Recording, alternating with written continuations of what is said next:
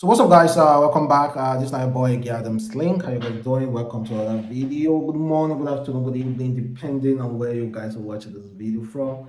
I just want to make this clear. This is like an advice, an advice. And if you have any form of contribution, try as much as possible to leave your comment. And if you have experienced such thing before, try as much as possible to leave a comment.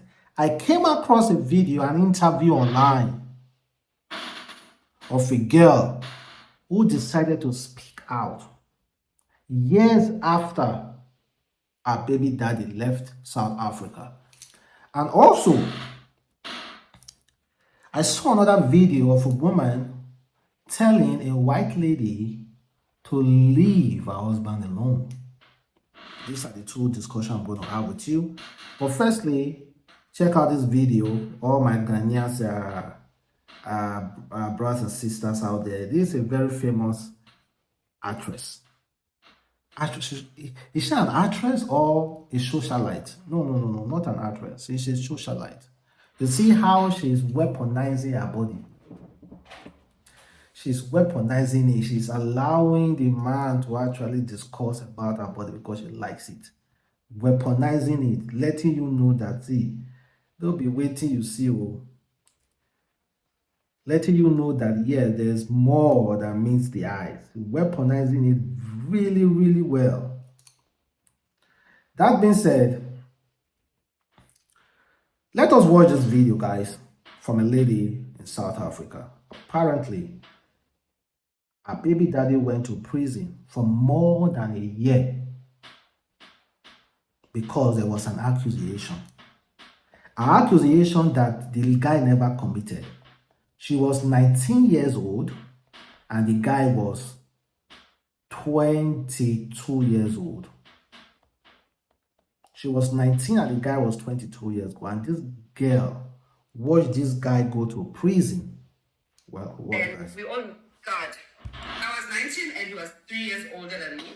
And I mean, back then, we all know, even now, dating a Nigerian man is taboo. You know, you'll be called names and whatnot. And dating a Nigerian man is a taboo. You heard that correctly. In South Africa, I don't know to all the South Africa out there, our South Africa guys, I don't know if this is the new thing. So if girls are dating Nigerian men, it becomes a taboo.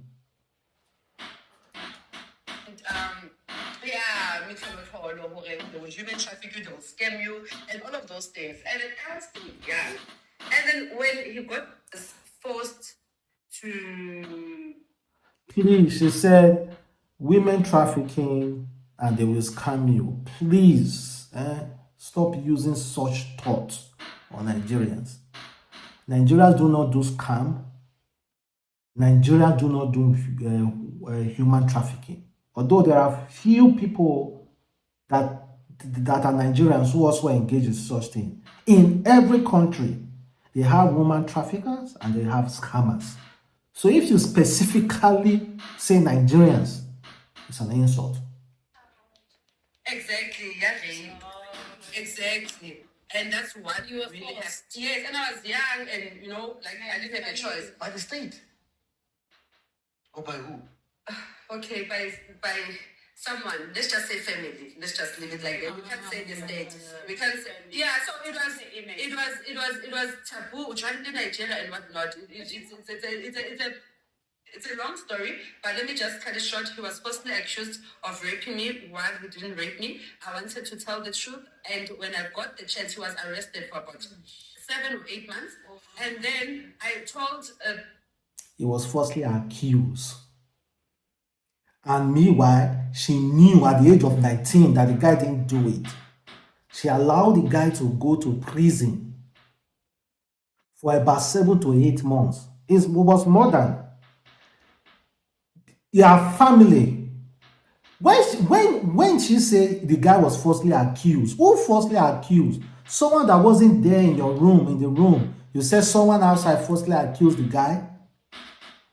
You falsely accused the guy. Meanwhile, you know very well the guy didn't do it. Oh, girl is wicked. The case I told, but this was my boyfriend and he's the father of this child. And then they said to us, okay, we need to wait for the child to be born. And if the DNA test comes positive for he's the father, then Utla out of this case. Should he be lying, either he's the father of the child or he impregnated you while he didn't, as an example, he will be sentenced. And then the baby was born. They took the swab, go maternity ward, and they took the swab and the DNA test came back positive. Okay? Then they let him go. He went out. No. Yeah, and then he went out. Immediately when he came out, he went to Europe. Because obviously, like, Traumatized. he was traumatized. And because he was not even. You traumatized him. He was still fairly new in South Africa. You know, his mother had to sell her shop for the lawyers and all of those things. Mama had a shop behind Nigeria. The family they assisted so that he can get a good lawyer. And then he went to Europe. So all his life he has been in Europe. Then he moved to London. And then when she traumatized him. And she is shameless. Her heart is hitting her up. She couldn't say, oh, I falsely accused this guy. You traumatized the guy. To traumatize him, and then you are feeling pity for the guy's mom. And guess what? It didn't even end there. Listen to the end of the story. I was already married at that time. And the honest truth, I told my beast husband that the father of my first child has passed away. So tell me, now I'm living a reality. My stories are a reality. Tell me if there's no woman who has done that and say, maybe for example, I don't want to talk about the father, I'll just tell the new husband or Papa. It happens. Do you understand? So whether people judge me for that, that's my story and I'm going to own up to it. And then I say to him, because I didn't want to go into how do I tell another man for Maga? How do I go back and relive what I want to bury, what happened years back?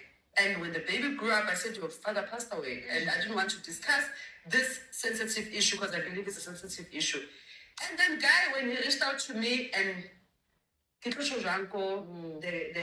late, yes, she saw the conversation. He has been trying to reach out to me since 2020. He would send me messages, Happy New Year, Happy Birthday. I literally didn't respond to him. Up until my husband passed away.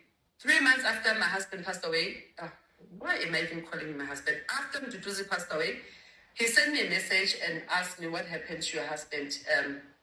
His take heart. Then I said he was involved in a car accident. Then he said, we need to talk, but not now, while they're still grieving. I respect him for that. He respected that I'm grieving. Do you understand? Everything. As I was busy posting, living this life with this husband, he was there, but he respected my marriage. And I respected my marriage. And yeah. And by the way, I broke his virginity. Oh! So I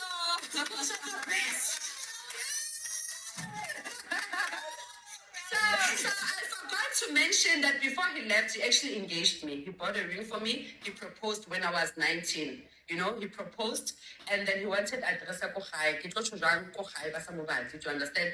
Then what else did I want to say? Yeah, he proposed to me and then he left. So his only crime was being born in a different country. Yeah. And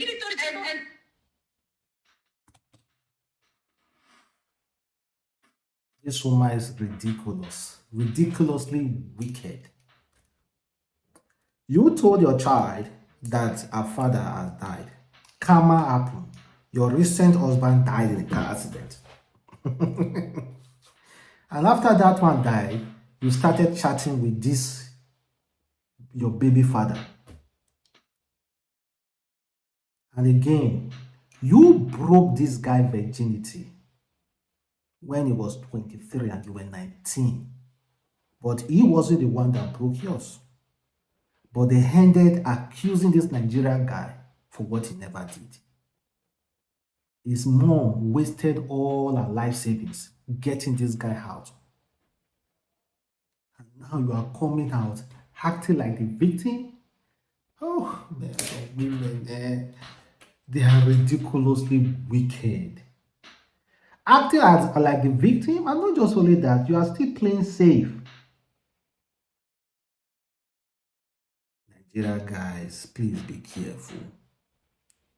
When they say Nigeria, you know, say they arrest you. Once you say Nigeria, they won't even listen to you, even though you are not guilty. Please be careful, Nigeria guys. It's unfair to us down there. It's really, really unfair to us. Please be careful. Just know in back of your mind, because you know it's unfair to us. That's the main reason why you need to be careful. Be wary of South African women.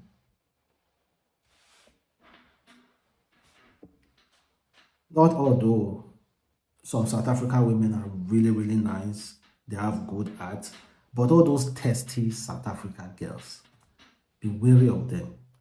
Well, check out this video. A Nigerian woman challenged a white neighbor, told her, please, I don't like the way you are coming to my husband. Only after my husband. Stay away from my husband. No come close. I want me to get everything here. No, let us see the camera. Wait, excuse me. Sorry, come on. Sorry that I interrupted. I heard you from the inside. You said I embarrassed you. Yes? I embarrassed you yesterday. Well, yeah, the way you're treating me like some kind of intruder. I told you. I asked a simple question. Why are you coming to look for my husband? You never come to look for me. You guys might think this woman is overdoing it, but she's absolutely correct. Don't point at me, please. She's trying to save her house. Not just only that, not even being jealous. She's trying to save her husband as well. How many times have we seen women accusing men for something they never did? This woman can just tomorrow just come out to say, oh, this man did this to me. So that is a good wife. That is truly a good wife. Not just, I know people will say, oh, maybe she's afraid that the white lady will snatch her husband. It's not about snatching. It's about safeguarding her husband, safeguarding him, not to make nasty decisions.